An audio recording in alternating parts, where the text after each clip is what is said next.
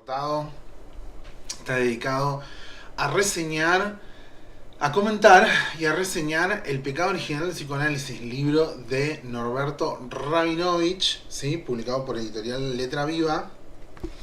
Es una editorial clásica de textos psicoanalíticos en el año 2017.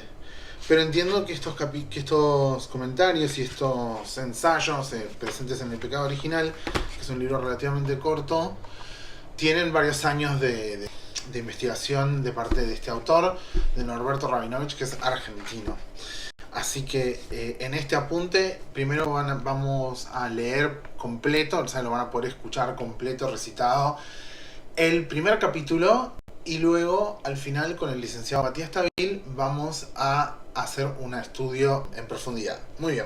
El prólogo tiene un primer acápite, ¿sí? Todos de Jacques Lacan. El acto psicoanalítico es precisamente a lo que el psicoanalista parece oponer el más furioso desconocimiento. Clase 3. Allí donde mi pregunta solo puede ser experimentada como la más molesta, porque precisamente toda la ordenación analítica está construida para enmascarar esa cuestión sobre la función a revisar del sujeto de supuesto saber. Fin de la cita, clase 9. Nueva cita. Y no necesito agregar más para decir que mi tesis es precisamente que toda ordenación de lo que se hace, de lo que existe en psicoanálisis, está hecha para que esa exploración, esa interrogación no tenga lugar. Hasta tal punto que no tendrá lugar, no podemos decir más de lo que se dice en ninguna parte, porque en verdad nos es imposible hablar solos. Clase 9, Jacques Lacan, seminario 15, el acto psicoanalítico. Encabezo este prólogo, fin de las citas. Encabezo este prólogo con esta secuencia de citas de Lacan para subrayar, destacar e incluso remachar acerca de la profunda dificultad del practicante del psicoanálisis en relación a las implicancias de su oficio. Freud abundó sobre las resistencias que el descubrimiento del inconsciente despertaba en las mentalidades de los contemporáneos. Pese a ellas, el psicoanálisis logró hacerse un lugar en el conjunto de las disciplinas científicas, combatido por muchos y aceptado por algunos otros. Lleva más de 100 años de existencia, pero el punto sobre el cual Lacan pone el acento, y que constituye el meollo de este libro, es sobre la resistencia de los propios psicoanalistas y sus instrucciones a desnudar algunos de los efectos de su práctica. Aquí es preciso distinguir la inmensa gama de experiencias que en nombre del psicoanálisis conservan los tradicionales principios de la sugestión. El tema punzante reside en la especificidad de la eficacia analítica. ¿Cómo comprender si no el alcance de la lapidaria afirmación de Lacan? El acto psicoanalítico es precisamente a lo que el psicoanalista parece oponer el más furioso desconocimiento. ¿Cuál podría ser el problema del psicoanalista en relación a ese acto? Adelanto mi lectura del punto a interrogar, que por otra parte constituye el eje central de este libro. Una vez que el psicoanalista se construye en garante del sujeto supuesto saber, los efectos del acto analítico tendrán que retornar como un boomerang destronándolo de ese lugar.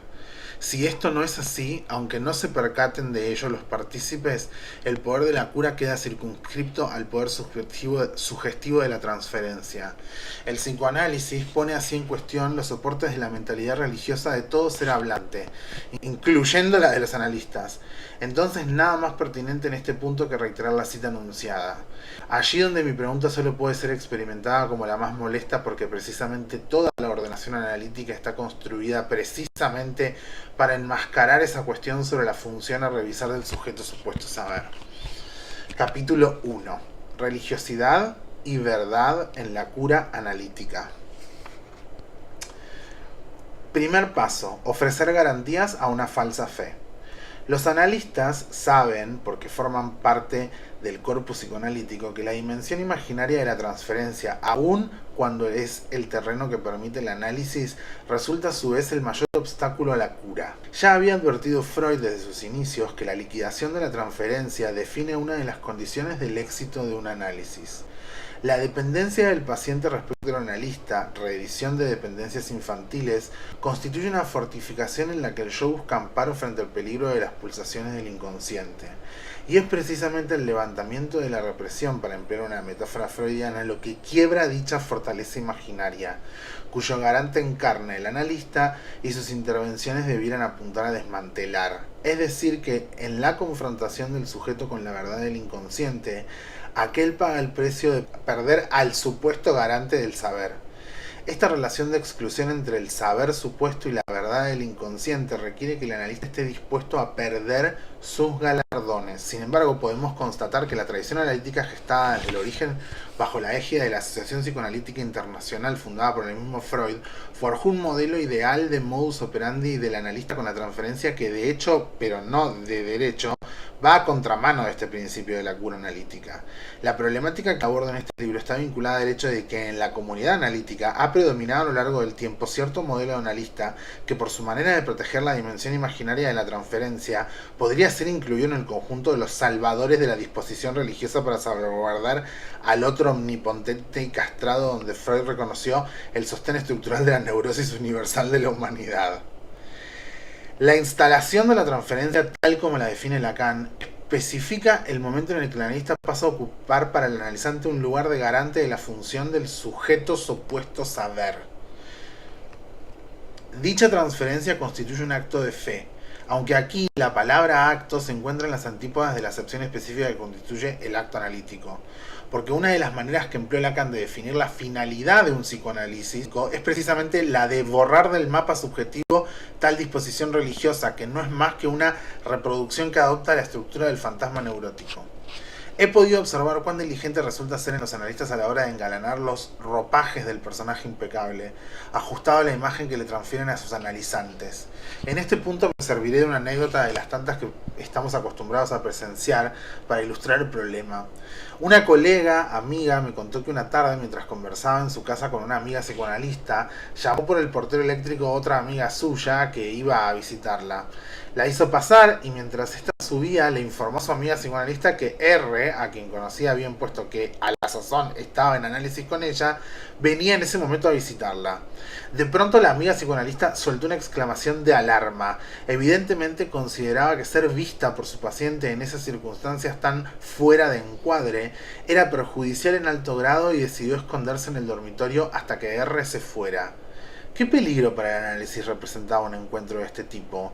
¿Qué debió ocultar la analista a la mirada de su analizante? Cualquiera fuese la justificación que diera respecto a los recaudos que tomaba, resulta innegable que en el manejo de la transferencia se apoltronaba en una impostura. Cuidar una frontera imaginaria que velara la imagen de un ser inalcanzable y excepcional. Porque el hecho de que el analizante promueva a su analista un lugar de relativa infalibilidad o de perfección, en algún sentido sobrehumana, es algo que responde al fenómeno de la transferencia imaginaria y aceptamos este fenómeno como punto de partida y condición necesaria al desarrollo del análisis. La contradicción se centra en que el analista se crea en el deber de asegurar con su persona aquello que le es demandado por esta vía y se convierte en un partícipe activo a fin de alimentar dicha idealización.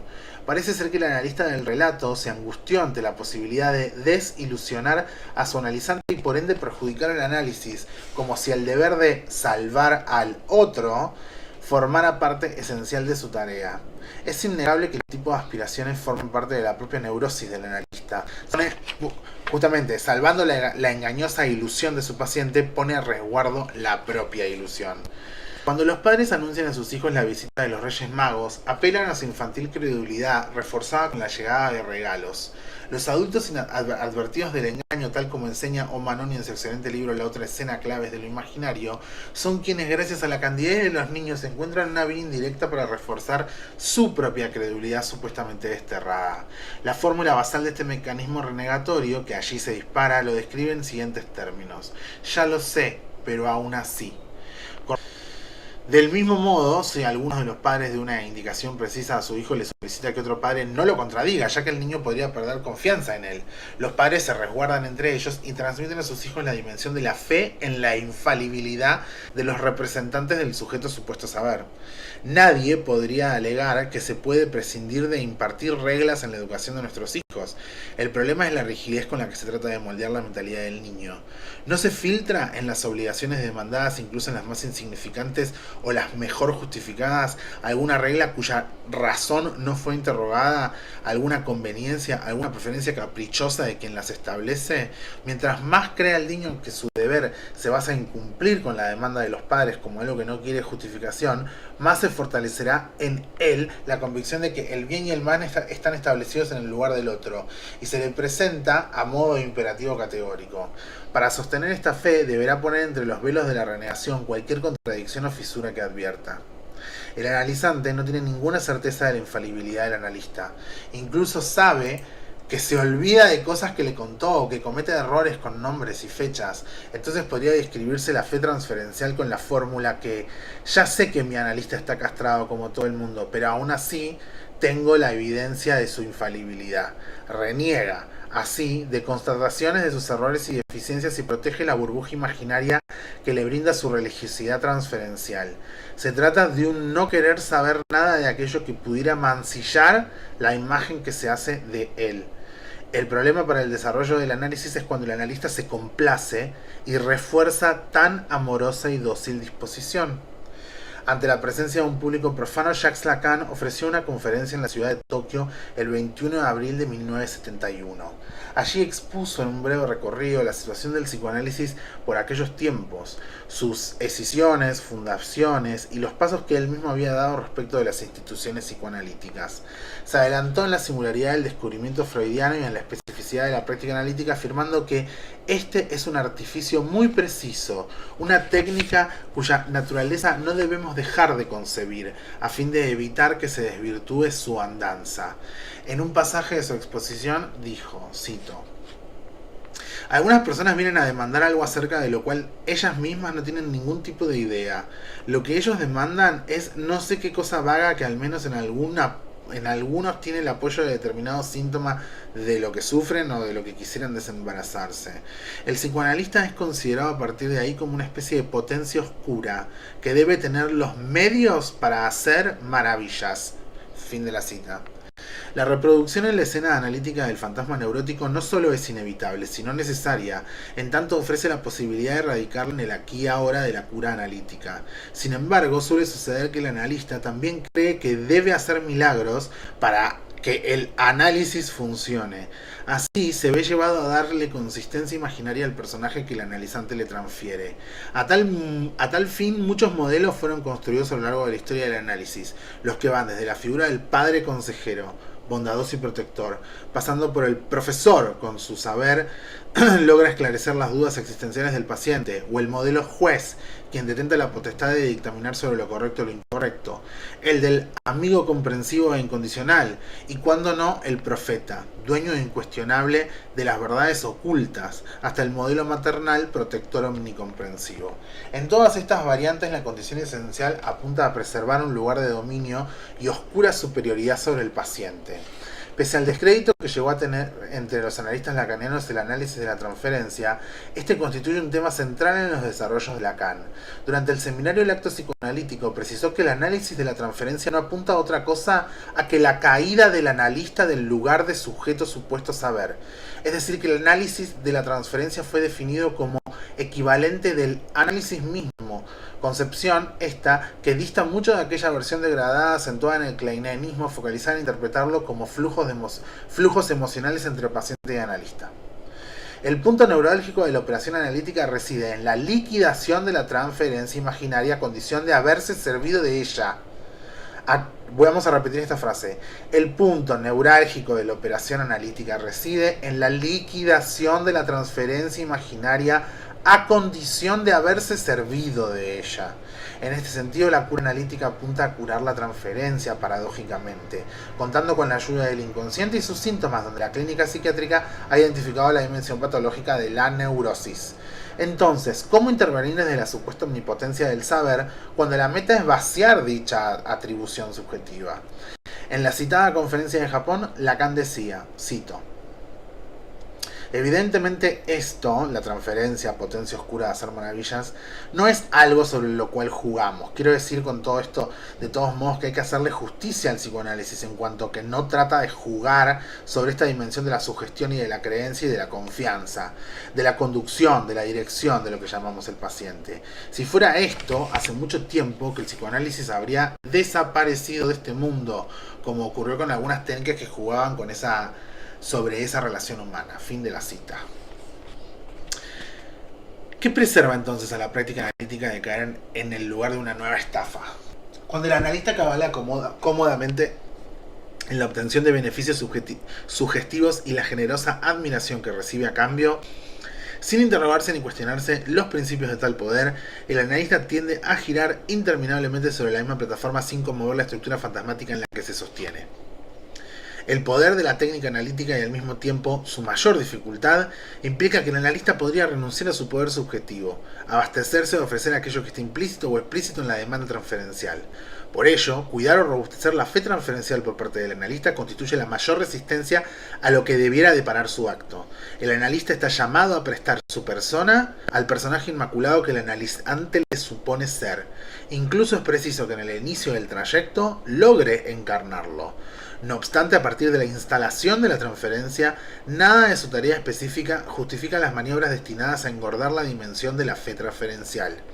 De todas maneras, encontramos cuán habitual es que los analistas se muestren preocupados en evitar que se trasluzca cualquier manifestación de duda, falla, emoción, deseo. Incluso en las instituciones psicoanalíticas, más que en las agrupaciones de carácter científico o artístico, la religiosidad transferencial de los miembros por los maîtres alcanza una consolidación inaudita. De El pecado original del psicoanálisis de Norberto Rabinovich. Y vamos a leer el cierre del capítulo: creencia, convicción y certeza. El fenómeno de la creencia implica la falta de certeza del sujeto en aquello que cree. En los seres hablantes, saber y creer va de la mano. Lo que sabemos es fruto de los efectos imaginarios del significante en la producción de sentidos, pero dada la irreductible equivocidad del significante, aquello que las palabras significan puede ser entendido siempre de otra manera, lo que torna imposible saber la verdad de un dicho. De aquí parte la eterna pregunta de filósofos y teólogos, y también fundamental en nuestra práctica: ¿cómo es posible avanzar? ¿Cómo es posible alcanzar la verdad viviendo dentro de un muro del lenguaje? La verdad se escurre, siempre está más allá del campo del saber. Este fue el punto de partida de la apuesta de Descartes. Puso metódicamente en duda el saber y llegó a un punto de certeza que Lacan interpretó más o menos en estos términos: puedo dudar de lo que creo saber, pero como mi saber es fruto del habla, entonces, porque hablo, tengo la certeza de que existo. Cierro cita. Las palabras inevitablemente son engañosas en lo que concierne a su significado, pero no en lo que se refiere a su identidad fonética. Escuchar mal una palabra o un fonema puede ser resultado de una contingencia, pero entender mal el significado es una propiedad intrínseca del empleo del significante, razón por la cual Lacan definió alguna vez la ley del lenguaje como la del malentendido y no del mal escuchado. El malentendido, como le expresa la misma palabra, está focalizado en lo que se comprende o cree entender de lo que se dice. Si un empresario de la industria textil dice estoy en la lona, puede dudar acerca de qué es lo que quiere que yo comprenda. Puedo también dudar de si está tratando de mentir con su comentario, pero la duda se detiene acerca de lo escuchado. Lo que se escucha es la materialidad del significante, lo que se cree entender es su significado. A nivel de la materialidad fonética escrita en el papel o en la memoria inconsciente, pero de cualquier modo literal, lo escuchado es lo único que puede aportar certeza al que escribe el mensaje. El significado siempre será supuesto. En la relación al saber, la certeza falta. La función del sujeto supuesto saber es ocultar esa falla estructural de los seres hablantes y aportar falsas garantías acerca del conocimiento de la verdad. Mientras que la convicción se sostiene en la falsa evidencia del saber ya establecido y supuestamente evidente, la certeza se funda en el encuentro del sujeto con algo de lo real, un significante alcanzado en el instante temporal donde se le revela la falla de la creencia del sentido fuera de dudas. Resulta fundamental que el analista, al ofrecerse como nuevo depositario de la función sujeto supuesto saber, conozca los hilos que tiene en su poder y evite emplearlos para dar la satisfacción a la demanda transferencial. lo que suele llamarse buena fe o simplemente confianza, es un factor imprescindible para el sostenimiento del lazo social, pero requiere que el hablante pueda disponer del equívoco para no congelarse en las convicciones prestadas. El dogmatismo y el fundamentalismo de cualquier tipo de variante extrema de lo que sería la consolidación imaginaria de la fe en un saber. Ese saber funciona al modo de imperativo moral o religioso, exigiendo que el cumplimiento del mandato, el doble sentido o la ambigüedad semántica de los enunciados resulte aplastada. El arquetipo del mandato superyoico, a fin de asegurar su reinado, prescribe: renuncia a la equivocidad del significante, obedece lo que ordena la palabra como si estuviera íntegramente adherida al significado. El resorte último del mecanismo de renegación apunta a amordazar la eficacia de la suprema ley del lenguaje, por la cual ningún signo lingüístico está pegado a un significado. Hemos descartado que la función del analista sea alistarse en las filas del ejército de los salvadores de la fe para fortalecer la obediencia del ser hablante a los credos morales y religiosos. ¿Cuál es entonces el modo de operar en consonancia con la ley del lenguaje? Lo primero que te quería preguntar era, ¿quién es Norberto Rabinovich? Esa no me la avisaste, esa me agarra por sorpresa. Norberto es uno de los primeros psicoanalistas lacanianos que estuvieron acá en Argentina. Cofundador de la Escuela Freudiana de Buenos Aires, que fue la primera institución psicoanalítica de orientación lacaniana fuera de París. O sea, Sí. imagínate. Lo trajo Oscar Mazota, que fue el primero que trajo Lacan acá a Argentina, ahí por los años, ahora me hace dudar si 60 o 70, pero más o menos por ahí. Y Mazota, junto con sus discípulos, entre ellos Norberto, eran un puñado, fundaron la Escuela Freudiana de Buenos Aires, que fue la primera institución lacaniana. O sea que los orígenes de la teoría lacaniana acá en Buenos Aires y Argentina, digamos, viene de esa escuela de la cual Norberto fue cofundador. Yo a Norberto lo conozco porque fue una especie de maestro, mentor en muchas cosas, hice curso. Él fue el analista de mi analista. O sea Tremendo. que transferencialmente sería así. Si uno en transferencia, el analista es como el padre, él es como mi abuelo Él es el abuelo. transferencial. Es el abuelo transferencial. Exacto. Qué linda Y fantasía neurótica que se te arma ahí. Hermosa. Una fantasía familiar. el árbol genealógico analítico. Hermoso, hermoso. Ya, yendo a hacerlo. Me encanta esa constelación de sapiencias. Sí, Y viste que. Sí. vos además, por supuesto, conocés su obra. Ustedes hicieron en el canal de Asociación Libre, hicieron una serie que se llama Psicoanálisis de Nuevo. Y él tiene varios libros. Tal vez el más conocido es Lágrimas de lo Real. De lo real, sí. Lágrimas de lo Real, que son los ensayos sobre el goce. Y en particular el libro que elegí para como bibliografía era El pecado original del psicoanálisis, no solo porque me llegó en lo personal, le empecé a leer los otros, pero este me llegó en lo personal, y quería conocer cuál es tu relación con ese texto, y que nos cuentes algo de cuál es tu relación con ese texto. Yo sé cómo llegué, porque llegué por el canal de tuyo, cuando él estaba promocionando sus ebooks, que están en los links de este apunte, de este apartado, están los links para comprar el libro, por supuesto, pero quiero que me cuentes cuál es tu historia con el libro. Bien, bueno, mira, el libro, yo fui invitado por Norberto a la presentación, o sea, fui uno de los presentadores y, digamos, por eso me llegó quizás antes que otra gente incluso y lo leí con mucho detalle porque lo tenía que comentar encima. Y ahora él está publicando un libro, pero este creo que es el último todavía que él sacó. Y examina principalmente la posición del analista en relación a el acto analítico, ¿no? Que tiene una complicación que es que en última instancia, digamos, llegado al último término, el ejercicio del análisis vendría como a destronar al analista del lugar que ocupa en la transferencia. Y ese es un punto conflictivo porque toca a la persona del analista y uno tiene que estar avisado y tiene que poder hacer con eso. ¿En qué sentido toca la persona del analista? Lo toca La neurosis del analista misma. totalmente, totalmente.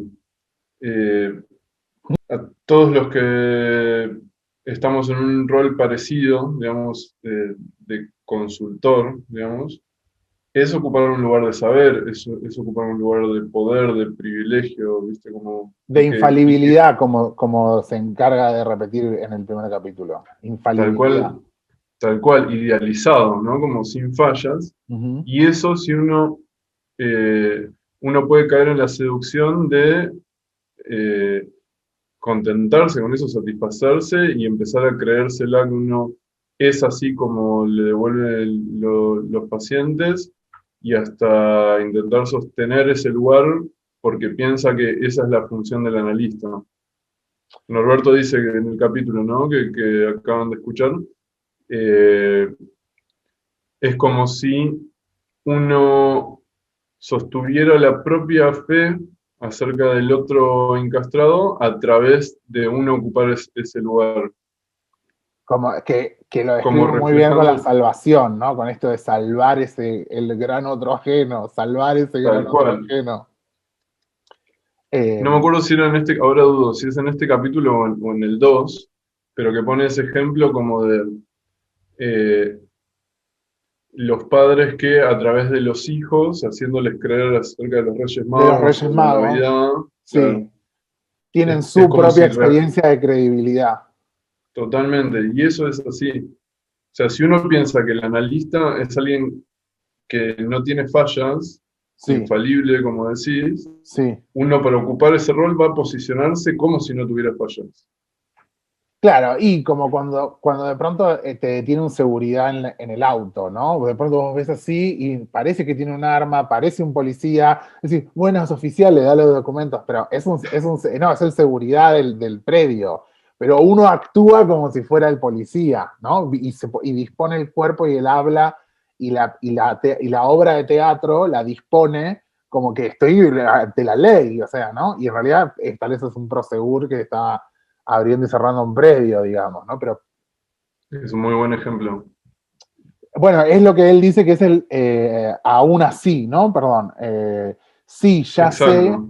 sí, ya sé, pero aún así, ¿no? Sí, ya lo sé, Es un mecanismo pero aún así. renegatorio, ¿no? Es Bueno, como que coexisten dos verdades.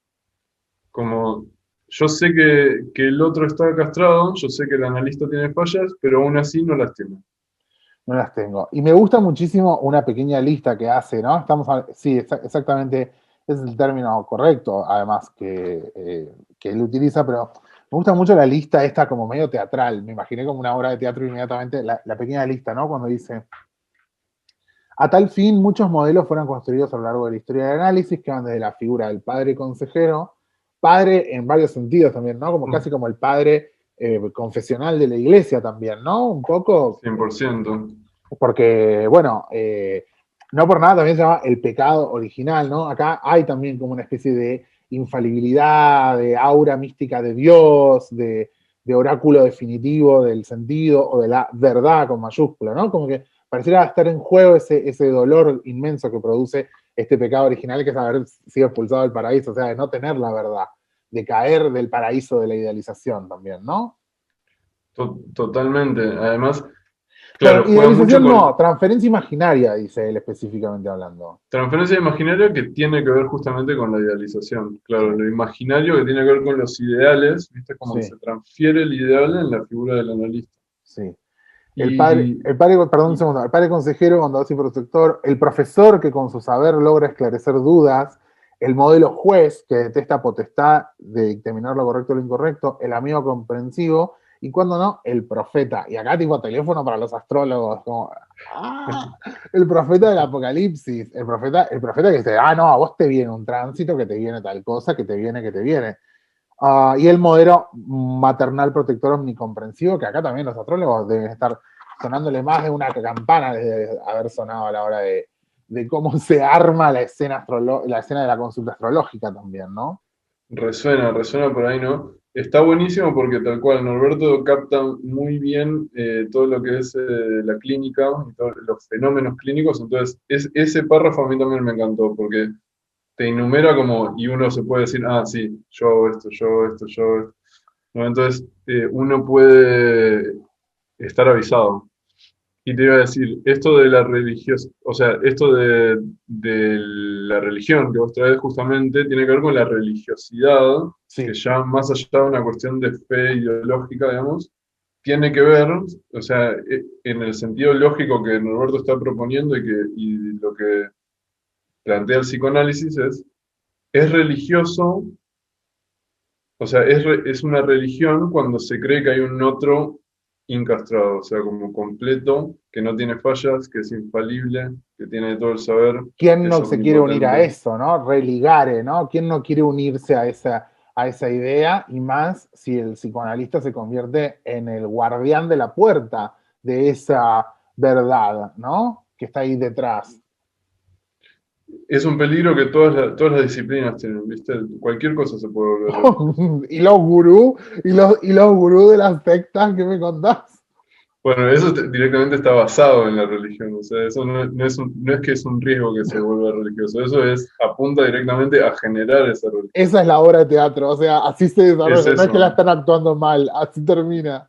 exacto, por lo menos es a propósito. Quería como seguir reseñando un poquitito más de algunos de los conceptos que lo vehiculiza, ¿no? Igual arranca ya con 3 citas muy duras sobre esta idea del acto este que tiene que caer, del acto que tiene que acabar, de este de que no podemos hablar solos, ¿no? Esto que tiene Ujú. que acabar, del descrédito también, que es un término que, si han visto videos de Matías, ha aparecido más de una vez a la hora de pensar el fin de la transferencia, el fin del análisis, ¿no? Y me gustaba también mucho cómo él hacía hablar a Lacan también, ¿no? Que es algo que entiendo que también se agradece debido al tipo de lector que él debe ser de la obra de Lacan y que debe, cómo lo conoce, ¿no? Digo, por las primeras citas esas de la conferencia en Tokio.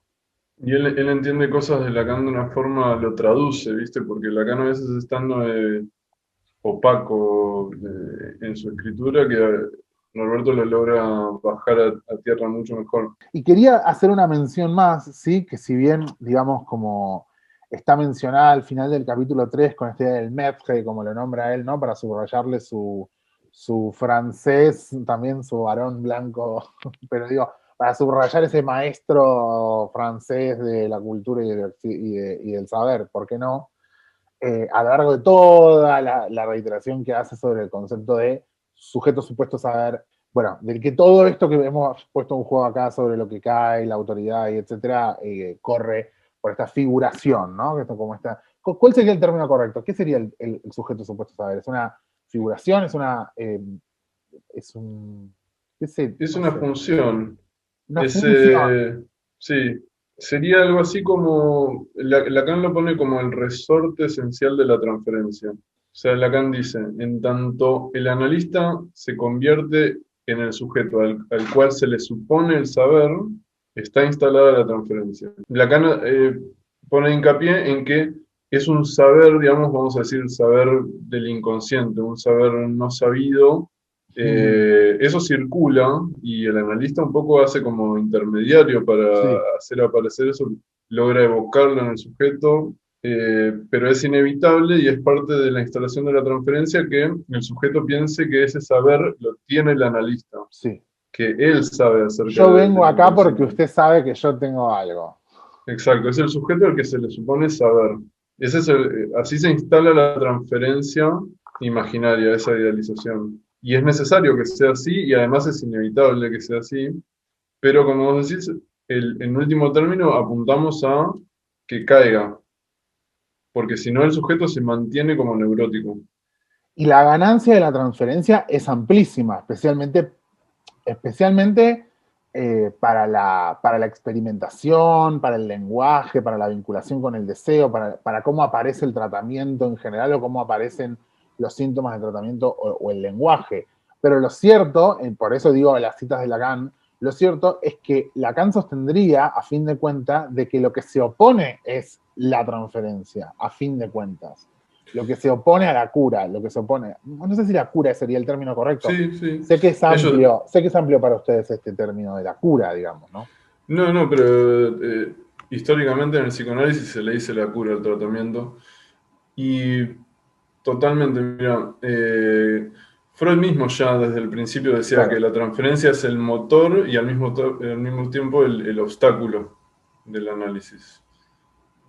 Es las dos cosas. Es como, es Buenísimo. necesario en un principio, casi podríamos decir que como una muleta rueditas de la bici, pero después se las tenés que sacar Es como en prender última un término. fuego. Después hay que A ver. apagarlo. Después hay que Claro, apagarlo también, ¿no? que explote la Que transferencia, eso no sé arda si la es el transferencia. mejor análisis, pero pasa No, algunas no. veces. ¿En qué pasaría? Y hay análisis que no terminan bien, justamente porque el analista, o sea, puede pasar por un montón de razones, pero puede ser que el analista se oponga tanto a caer, a dejarse barrar, Sí, que la única salida que tiene el sujeto es terminando mal, porque no le da la opción de terminar bien, como de que es hay como una puerta ese, de salida, de que hay una puerta de salida de exacto, hay esto. una puerta. Por ejemplo, hace poco subí justamente una frase a Instagram hablando acerca de esto del no saber del analista y como que para mí la posición del analista tiene que estar apoyada en no pensar que uno sabe, como siempre descubrir, siempre tratar de investigar, ¿no? Sí, Como esto está en el texto también. Esto me gusta, está porque es como un credo también, un punto. ¿No? Que lo dice, que es como salir a investigar, salir a conocer, ¿no? Al revés. es que totalmente, si no uno cae como en el rol de bajarle la verdad al sujeto. Y eso es lo contrario a lo que se apunta en el análisis. Como que si uno interviene desde ese lugar, solo lo que hace es engordar la transferencia imaginaria. ¿Qué es lo que llama la sugestión? La sugestión, exactamente. Que es un término que viene de la hipnosis en realidad. De la Es hipnosis, como, claro, sí. el sugestionador es el hipnotizador que tenía a su poder, digamos, el hipnotizado. Y le bajaba línea de, ahora vas a sentir esto, cuando te despiertes vas a querer hacer tal cosa, no vas a tener más este pensamiento, no vas a tener más esta parálisis en el brazo. Eh, Como que imponía su verdad en el sujeto. Y el análisis justamente aparece como un accidente en esa técnica, que sucede así como un accidente porque estaba Breuer, uno de los mentores de Freud, aplicando un método hipnótico para tratar Hipnótico. una paciente histérica, y la paciente histérica, mirá lo que hace, lo calla a Breuer, le dice, no, vos no hables, déjame que hable yo, y empieza a contar escenas olvidadas de su vida, y Breuer la deja, digamos, le ayuda a expandir ese relato, y Sí, después cuando se despierta, los síntomas habían desaparecido. aliviado. Sí, aliviado, por lo menos momentáneamente. Pero Breuer se da cuenta de que otorgarle la palabra al sujeto tiene un efecto sobre los síntomas. Sí, esto que vos estás describiendo, sobre todo en el origen de la hipnosis y la época de los estudios de Breuer y antes lo que es el final del siglo XIX, la época de Salpetriere, donde se practica todo esto, Exacto. que lo has cubierto también en tu canal. Antes, un siglo antes, esto es una terapia experimental que es el Mesmerize, ¿no? De Franz Mesmer, astrólogo de paso también, astrólogo médico de paso Ah, también, mirá, vos, no sabía eso. que experimentando con la sugestión en masa y el contacto físico y grupal descubre la hipnosis, que la practica sobre personas y sobre humanos. Del que además se desprende la idea de que la palabra rige el cuerpo, o sea, de una relación separada y vertical. O sea, es bien al Bueno, revés, está. ¿no? Es la palabra sobre el cuerpo. Y acá lo que pasa en el exabrupto es que la palabra es el cuerpo. ¿Tiene Yo otro creo que lugar que no es el cuerpo? total, o sea, Lacan ahí estaría totalmente de acuerdo con vos. Dice como que el síntoma histérico que suele ser una conversión en el cuerpo, Que estalla, que eh, aparece, que claro, es es una como metáfora encarnada en el cuerpo. a lo real, que es Eh, lo que no conoces, lo que no sos, lo que no entendés, que es el mismo cuerpo. por algún lado se tiene que expresar, ¿viste? Y en ese caso logra expresarse en el cuerpo. Distinto en la obsesión, capaz que se expresa en el pensamiento y qué sé yo. Yo diría que la Como en el diferencia, trauma que quedan imágenes sensoriales clavadas, ¿no? Del imaginario. totalmente, a la obsesivo lo que le sucede es que no puede, se le vienen pensamientos que no puede controlar. la diferencia entre lo sugestivo y lo que se descubre ahí en ese accidente que tiene Breuer y que después prosigue Freud, es que el hipnotizador buscaba imponer su verdad y que el paciente obedezca, Sí, digamos. sí, No se le daba la palabra al no, sujeto, sino que era como actuar directamente sobre el síntoma intentando cancelarlo, ¿no? Como no vas a sí, tener más este síntoma cuando te despiertes. Y el accidente que descubre Breuer ahí es que indirectamente, cuando el sujeto se le permite expresar cosas que estaban sofocadas, dicen en ese texto, que no tenían expresión, eso indirectamente tiene un efecto en los síntomas. Con lo cual empiezan a teorizar y dicen, ah, ok, entonces los síntomas eran un modo de expresar esa verdad reprimida. reprimida. Entonces, en vez de decirle al sujeto qué hacer, tratan de lograr que el sujeto tome la palabra. Y esa es la diferencia clave, ¿no? Y a lo que apunta todo el texto de Rabinovich, en última instancia, es a esta distinción, que es darle la palabra al sujeto, Sí, y eso tiene muchísimas complicaciones, porque los sí, sujetos naturalmente, por defecto, vienen a suponerte un saber a vos y vienen sí. a querer que vos le bajes línea. Entonces es cómo operar, siendo que se estructura así en un principio la dinámica y que el sujeto te demanda que vos le bajes línea, que vos le digas la verdad, que le digas qué desea. Pero la verdad que me parece, pero es que me parece que el cuadro de situación inicial de un montón de cosas. Díganme lo que tengo que hacer. Por favor, arréglenme la vida ya y díganme qué es lo que tengo que hacer, para cuál lado es, resolvémelo. ¿No? Que esa demanda, que es como una especie de, bueno, pensando en la sumisión de Houellebecq o de la, sí, de la obediencia, ¿no? Como una necesidad de Ujú. obediencia. Es exactamente eso. Y que de trasfondo tiene, bueno, dos cuestiones. Una, sin saberlo el sujeto, porque no es que lo hace conscientemente, en esa obediencia evita encontrar como su propia palabra, su propio deseo. Y además, obviamente, está el servicio de hago lo que vos querés así me amás, como algo de asegurarse el amor del otro. Pero no era para mí, es porque siempre fue para vos. Nunca, yo no vine acá para mí, siempre fue para vos, para hacerte feliz a vos y contentarte a vos. Esa es la posición por defecto. Entonces, Norberto plantea esa situación y dice, ¿cómo operamos para desarmar eso? Porque por más de que yo entienda lo que le puede pasar al sujeto, si yo Sí, le estoy como explicando qué es lo que le pasa, lo único que hago es sostener esa misma dinámica.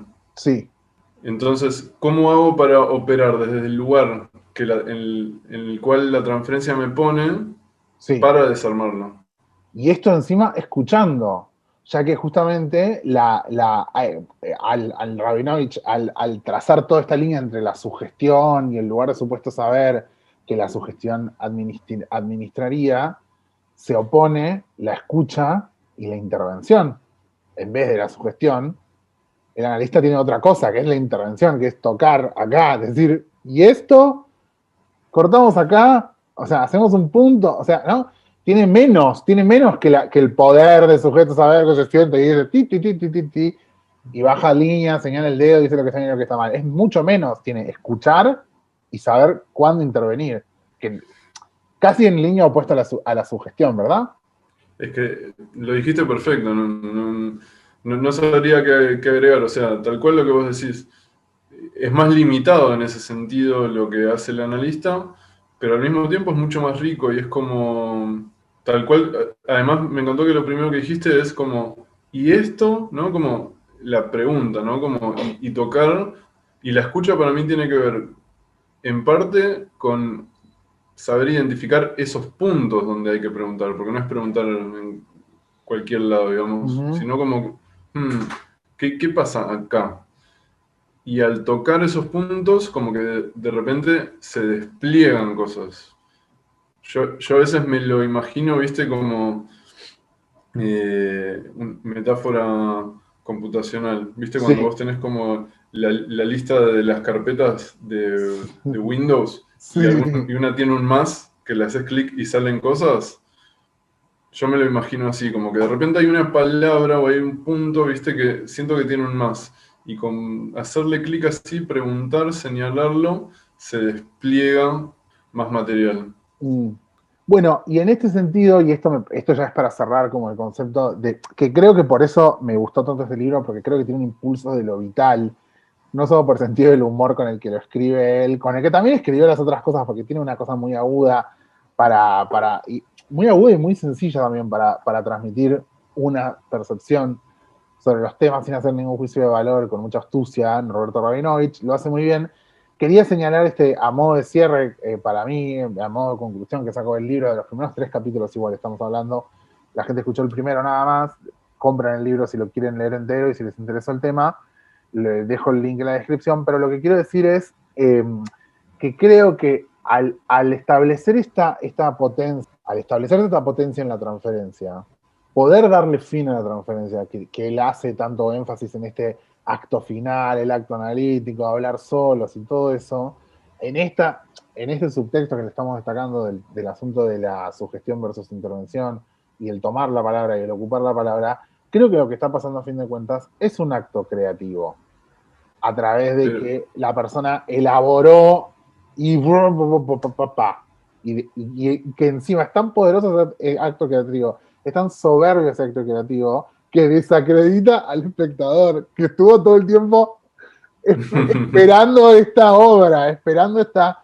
No, no, o esperando, bueno, tal vez sí esperando, no lo sé. sí, sí, sí, si uno está bien posicionado como analista, uno lo está esperando ese acto creativo. Pero total, diste ahí en el clavo con el tema del acto creativo, porque eso es lo que se busca, ¿no? Cuando uno apuesta a que aparezca el sujeto, apuesta a eso, a la creación, a la inventiva, y eso, lógicamente, siempre castra al otro, ¿no? Porque si el otro es el otro del saber, y se supone que el saber está completo, una creación muestra que puede aparecer algo que no estaba, o sea que ese saber es incompleto, que puede ser ampliado. O sea, lógicamente siempre hace caer eso, porque si no después lo que pasa en todo, digamos, en todas las disciplinas, es parte de lo que pasa con el humano, uno puede caer en la cuenta de que ya está todo inventado, de que ya todo el conocimiento está Como admirar tanto descubierto. al maestro que nunca lo voy a superar, ¿no? Exactamente eso, exactamente eso. Y quería agregar esto, digamos, antes de cerrar, porque me parece que es importante, porque es mucho de lo que Norberto plantea en el libro, es que por un lado está la transferencia imaginaria, que es esta idealización, pero después están también fenómenos transferenciales de repetición que van en sentido contrario, porque uno es un sujeto dividido, tiene la parte neurótica que pone esa idealización en el analista, pero Sí. después tiene la parte inconsciente que insiste y que rompe esa idealización y que rompe ese posicionamiento. Y ahí aparecen, por ejemplo, un montón de cosas como miedo a fallar al analista, decepcionarlo, a hacer algo que no sea acorde a lo que él espera, ¿viste? Como todas este tipo de cosas ya son cosas que aparecen en la transferencia, pero que son contrarias a esa idealización. Como un Es temor también. como un temor, y eso es re importante marcarlo porque no toda oposición al analista necesariamente es contraria a la transferencia imaginaria. Para mí la diferencia clínica, digamos, como yo lo observo, es que en general lo que realmente rompe la transferencia imaginaria, el sujeto lo vive con mucho temor, con mucha culpa, Sí. mucha hesitación, ¿viste? Es como que le cuesta, no sé, decir eso que podría decepcionar al analista. Y Sí, muchas veces es la razón por la que entró al análisis también, ¿no? Como esa gente que entra diciendo, yo quiero dejar este trabajo, y está 3 años trabajando 1000 temas, y termina el análisis y dejó el trabajo. O sea, literal, y estuvo siempre como en la bedrock, estuvo como en en la roca de abajo, ¿no? También entre la resistencia y bueno, la resistencia no, lo que contrarrestaría sí, y un estupor también ante como, ¿yo hacer lo que yo quiero? Tiene como esa pregunta con estupor, como, ¿cómo lo que yo ujú, quiero? ¿No? Como ujú. algo de Eh, ese terror. eso muestra, viste, que hay algo grosso en juego en ese Hay tema. algo en juego. Sí. Nunca, o sea, por lo menos para lo que viene en análisis, nunca es gratis realizar el deseo. Siempre tiene un costo alto. Y eso es lo que vienen a elaborar justamente. Sí. Si no tuviese un costo, probablemente lo harían, pero por lo menos lo que se viene a tratar análisis son deseos que tienen un gran costo, que cuestionan la identidad del sujeto, que ponen en riesgo relaciones muy importantes. Norberto insiste de que cómo intervenir no sugestivamente tiene que ver con lo que él llama interpretación a la letra. Que interpretación a la letra es saber reconocer en el discurso del analizante ciertas palabras, ciertos significantes claves y poder justamente apretarlos, ¿viste? Con ese más para que se desplieguen cosas. Sí. Él dice, por ejemplo, equivocarlos, leerlos, son Sí. distintas formas de decir lo mismo. Equivocarlos sería que cambie el sentido. O sea, una palabra puede tener un montón de sentidos dependiendo del contexto. Y Norberto insiste de que es importante agarrar esos significantes claves y equivocarlos, hacerlos trastabillar, que pierdan su sentido. Primero porque, por un lado, el otro sentido que aparece es importante, pero también el hecho de que aparezca, de que el sentido no sea único, de que el sujeto se dé cuenta de que el sentido puede variar, de que el sentido no es fijo, de que está abierto a interpretación, de que pues es un acto creativo leer, digamos, justamente. Ese sinsentido, esa caída del sentido que aparece en esos momentos, ese instante, casi como un relámpago, es lo que Norberto señala como el acto interpretativo y que es a donde apunta el analista porque justamente hace como desfallecer al otro del saber. En el momento en el cual el sentido cae, antes Nos de que aparezca el reímos, nuevo claro, nos sentido, reímos, no, pasa algo del orden del desconcierto, del estupor, de vuelta. y del goce, tal cual. Un poco este doble sentido que se juega, que está muy bueno, y por otro lado Que no también, apareció sin querer esa palabra, no apareció, no hay remedio, o sea, podrían haber aparecido miles de palabras. No o sea, tal cual, alguien la dice a esa palabra, ¿no? Y el analista le dice, la dijiste vos a esa palabra. Eso es lo que le subraya. exacto, ahí no es una sugestión, no le estoy diciendo, no le estoy explicando tal, no, es un momento donde se revela una verdad. Sí. Lo Y utiliza además ese es, término, la revelación de una verdad, ¿no? Lo utiliza uh-huh, en el libro. Y también me gusta porque remite a este ángulo y a este procedimiento lacaniano, como hablábamos en el comienzo, de que ni el analista sabe, ni el paciente sabe, ni el analizante sabe. Eso sabe. O sea, eso sabe, eso sabe. Eso sabe porque en ese diálogo esa persona termina diciendo no hay cura y un analista le dice no hay cura y esa persona se le caen todos los curas y todos los no curas y toda la locura buenísimo, buenísimo, que tal se le cual. va por ahí, ¿no? Bueno, ¿qué decir? Exactamente, ahí estás equivocando el significante para todos lados, es tal cual eso. Y la astrología lo hace a esto encima, lo hace muchísimo a esto, con esas asociaciones libres justamente que proponen un montón de cosas. Es fascinante y espero que les haya interesado a las personas que les gusta la astrología, porque además también no entramos en términos astrológicos, este apunte, este apartado, era un apartado medio largo con básico de psicología, pero un pasito más para adelante, con la review y también la historia de Matías y Norberto, que fue la persona que nos acercó este libro. Además, así que muchas gracias, nos vemos, seguimos viendo en el otro apartado.